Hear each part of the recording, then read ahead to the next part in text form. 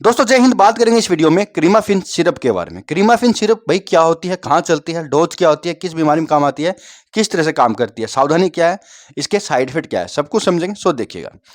देखिए भैया, क्रीमाफिन एक ब्रांड आता है अबट कंपनी का। ये पीने की सिरप आती है, दो पैकिंग में ये मिलती है आपको, 225 ml और 450 ml। 225 ml की अगर प्राइस की बात करूँ तो करीब करीब 300 रुपये के आसपास ये आपको मिल जाएगी। ये ना फ्रूट फ्लेवर में भी आती है और अदर ये फ्लेवर में भी आती है। तो मिक्स्ड फ्रूट ज़्यादा बिकता है। ये जो आता है ये 225 ml में आता है, करीब करीब 300 रुपये का। अब देखिए, ये शुगर फ्री सिरप आती है, यानी अगर कोई पेशेंट है जिसको शुगर है, शुगर की दवाइयाँ खाता है, तो वो भी इसका यूज आराम से कर सकता है, शुगर फ्री है। और अगर किसी को शुगर नहीं है वो भी इसका यूज कर सकता है, यानी हर कोई इसका यूज कर सकता है। प्रेगनेंसी के अंदर महिला को भी ये डॉक्टर देते हैं। समझते हैं इसके बारे में, सब कुछ जानेंगे। तो दोस्तों इसके अंदर ना दो तरह की दवाई आती है। इसके अंदर जो दवाई आती है वो दो तरह की आती है। पहली आती है लिक्विड पैराफिन, दूसरा आता है मिल्क ऑफ मैग्नीशिया। अब देखिए, ये जो शीशी है ना, ये वहां चलती है जहां पर व्यक्ति को गैस से जुड़ी प्रॉब्लम होती है और पेट से जुड़ी प्रॉब्लम होती है या कब्ज से जुड़ी प्रॉब्लम होती है। देखिए, लिक्विड पैराफिन जो होता है ना, ये कब्ज को तोड़ने का काम करता है। एक्चुअली लिक्विड पैराफिन जो इसके अंदर है ना, वो लिक्विड पैराफिन ये एक तरह का लुब्रिकेंट होता है।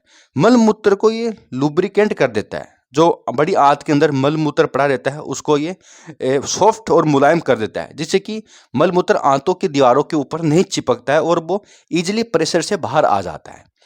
दूसरा दोस्तों मिल्क ऑफ मैग्नीशिया, ये बहुत जरूरी होता है। मिल्क ऑफ मैग्नीशिया एक लेग्जेटिव होता है।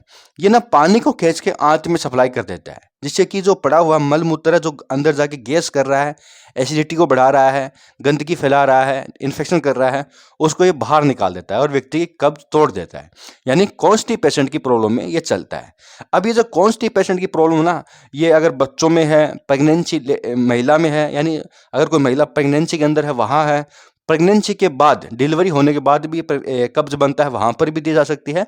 और कोई बड़ा व्यक्ति है, बुजुर्ग व्यक्ति है, दवाई लेने से कब्ज बन रहा है या ऐसे ही कब्ज बन गया है तो वहाँ भी चल सकती है। यानी किसी भी कारणवश अगर कब्ज बन रहा है ना, वहाँ ये काम करेगी। तो प्रेगनेंसी के अंदर भी सेफ है और बच्चों में भी ये सेफ होती है, बड़े लोगों में भी सेफ होती है। डोज अलग होती है, बच्चों की डोज आगे बात करेंगे और बड़ों की डोज क्या होगी। तो कब्ज को तोड़ने का काम, इसका जो मेन जो काम वो कब्ज को तोड़ता है। इनके अलावा भी ना ये गैस को रिलीज कराता है, गैस को बाहर निकालता है और एसिड को अगर ज़्यादा बन रहा है उसको कम करता है, और अगर आंतों की जो गतिविधि कम है उसको बढ़ाकर भी काम करता है।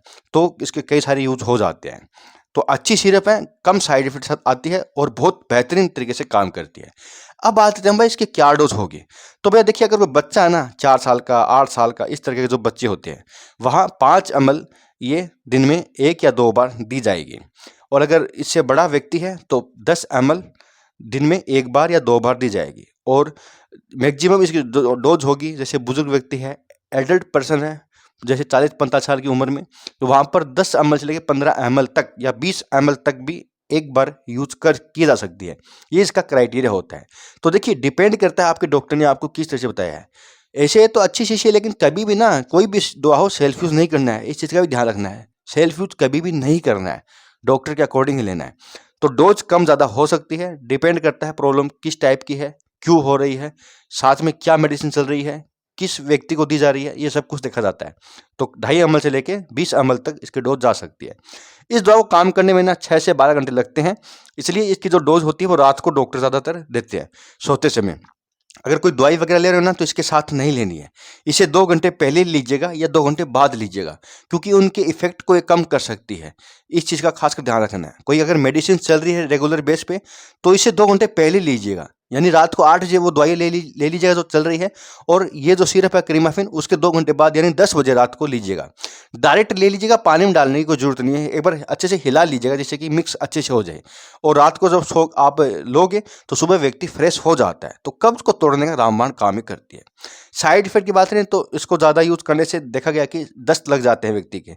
ठीक है, तो दस्त इसलिए लगते हैं क्योंकि जो गंदगी होती है वो निकलती है, तो थोड़ा लग सकते हैं, घबराने की बात नहीं है। ज़्यादा मात्रा में अगर दस्त लग रहे हैं ना तो डोज कम कर देना है।